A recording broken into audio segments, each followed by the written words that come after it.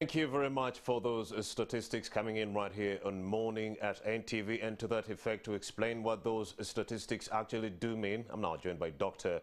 Mariam Luiga. She is a reproductive health expert working with the Population Services International Uganda. Well, thank you for joining us.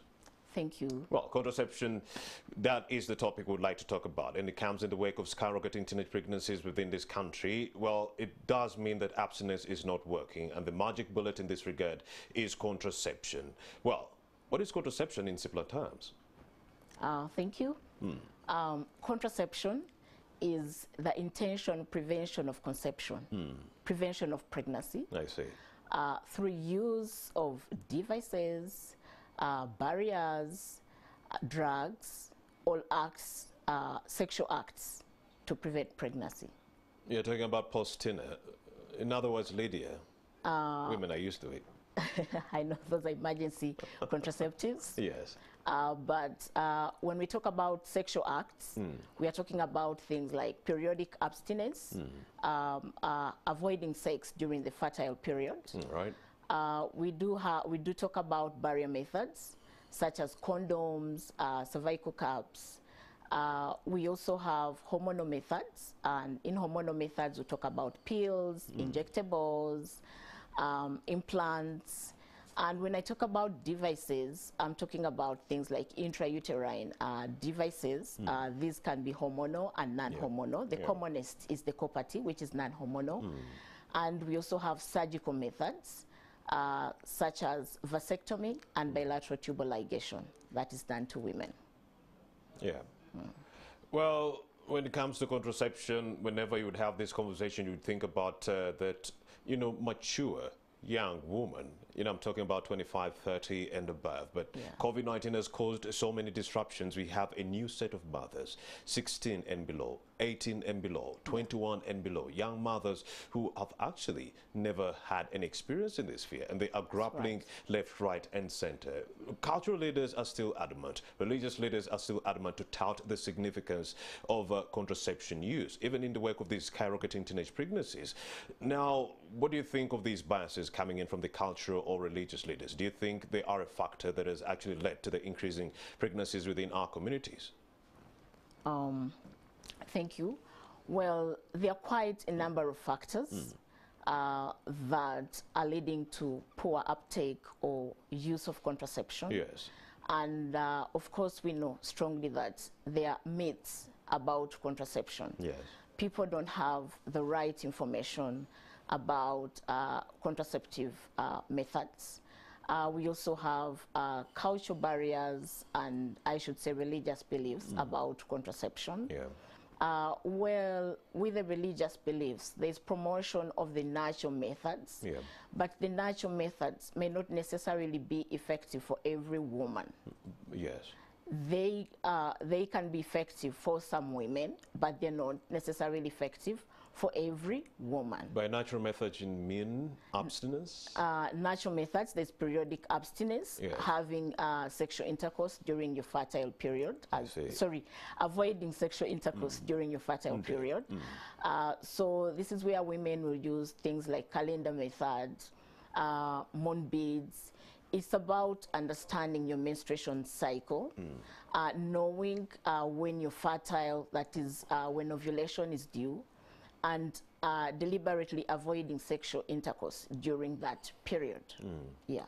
Well, you do have religious leaders who believe that when you actually tout the significance of contraception among our young teenagers, you're actually giving them a green card or green pass to go on and engage in these shenanigans or sexual activities. Do you find this to be true? Well, I think that our teenagers should be given the right.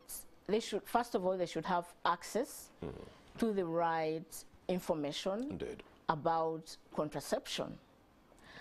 There is a variation because these teenagers have not had access to information to contraception. Some of them have ended up being pregnant. So I believe that if we provide them access to information and services, then we can prevent a lot of teenage pregnancy that is happening in our country. Yeah. Well, among those mature women who are of age and are ready to have children or wanted to actually limit or stop any births taking center stage during this COVID-19 pandemic, you know, when the pandemic wreaked havoc, many people were actually affected as far as their pockets are concerned. So I might not want to have any children. But then there were so many issues to do with access. How dire was that situation when it comes to access to contraception during this COVID-19 pandemic for those who really needed contraception use? Well, the government took lead in ensuring continuity of contraception by providing guidelines and standard operating procedures to ensure that sexual and reproductive health services, including contraception, continue. There has been provision of personal protective equipment for the healthcare providers to ensure that they are safe while providing contraception and sexual and reproductive health services. And implementing partners, including Population Service International, have combined efforts with the government through mass media to educate women about the availability of contraception, the benefits of contraceptions, the side effects, and they are given accurate information on where they can access it, as well as the health benefits. On the other hand, we have a variety of methods, some that can be used without the women necessarily getting to the healthcare provider. Some of these include the self-injection. Women can now provide themselves they can provide themselves with a self-injection instead of... How much is it? Well, it's provided for free by the government. It's free, provision by the government. Right. Information is power. I'm telling you, women should know about these services being out there. Yes. I'm telling you, some do not know that there is an injection that you could actually administer on your own in the confines of your house. There is. It's called Cyanopress. Yes. How long does it give you protection? 3 months? It gives you protection for 3 months. I see. Yeah. Go ahead. Yeah. So there has been a lot of information, and there has been integration of contraceptive information within the COVID-19 preventive messages. Yeah. And there have also been innovations using digital technology. And through this, that is things like Jumia. Women are able to access contraceptive pills through Jumia, and they can also access contraceptives through a border application, a safe border application. So this means having access to contraception within your home. Yeah. Okay, we could talk about COVID-19, you know, having a bogged down access to contraception use, but even this survey that was done before the pandemic in 2018, it showed a decline in unmet needs for contraception. But then what were some of the push factors behind that? The slow uptake in contraception use before the pandemic, what were some of the push factors? Well, even before the pandemic, gaps still existed within contraceptive service provision. There are quite a number of gaps. One of the gaps, as I have said, there is lack of accurate information around contraceptives. And yeah, it is information about contraceptives, as well as lack of information on where to access these contraceptives. When they know the access, it is possible that they will reach the healthcare provider, and if this healthcare provider lacks the skill to offer the method of choice to this woman, then she is denied her choice, or she opts for other choices that the health service provider can provide. We have had stockouts of family planning commodities at facilities. Well, the government is strengthening the supply chain system to ensure that all public health facilities do have contraceptives. But you find that there could be gaps in the capacity to forecast what quantities are required at the health facility. There are gaps in stock management, and also there are gaps in skills to use. So you find that even when a woman reaches the health facility, she's unable to access contraception. We have an issue with providers. Some providers may simply have negative beliefs. They do not believe that, it is right to receive contraception. Or some of them feel they do not have the time to offer certain methods, like IUDs, thinking that they take a lot of time to be offered to the woman. So with such barriers, these have existed even before the COVID pandemic. Oh, yeah. And I strongly believe that these even became intense during the COVID-19 period. Indeed. With restrictions in movements. I agree.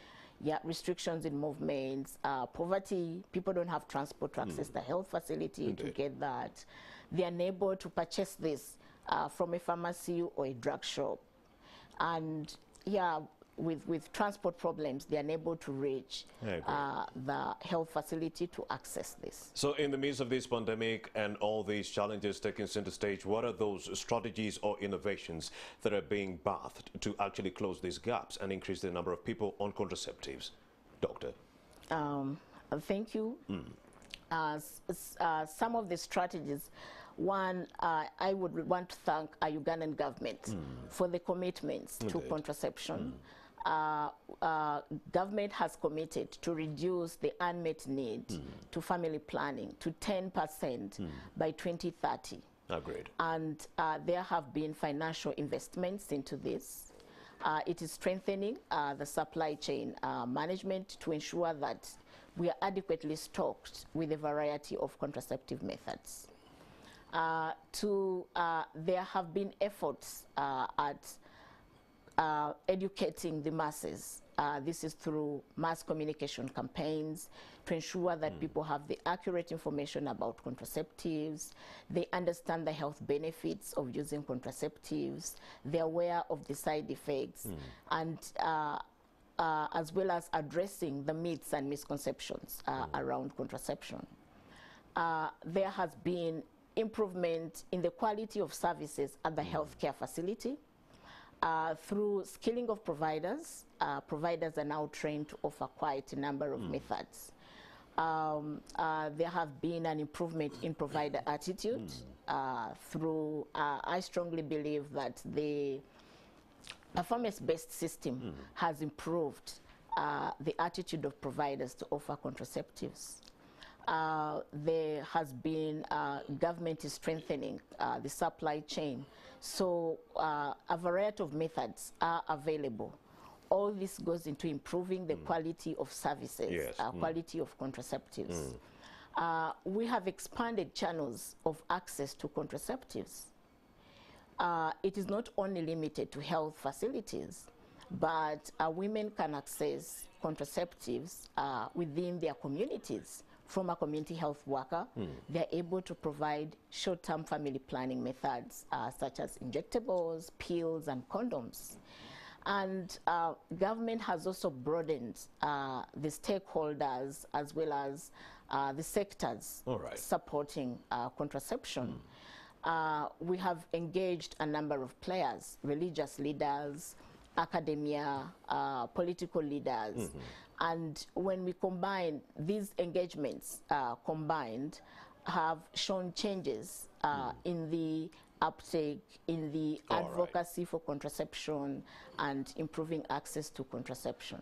Dr. Mariam Loyiga, she is a reproductive health specialist working with the Population Service International, Uganda. Thank you very much for having made the time to speak to us a day after World Contraception Day. Well, the messaging and the advocacy does not stop there on World Contraception Day, which was yesterday. We need to continue disseminating this information because with the skyrocketing teenage pregnancies, we need to tout the advantages of contraception use or doing away with unwanted pregnancies in that regard. Thank you very much.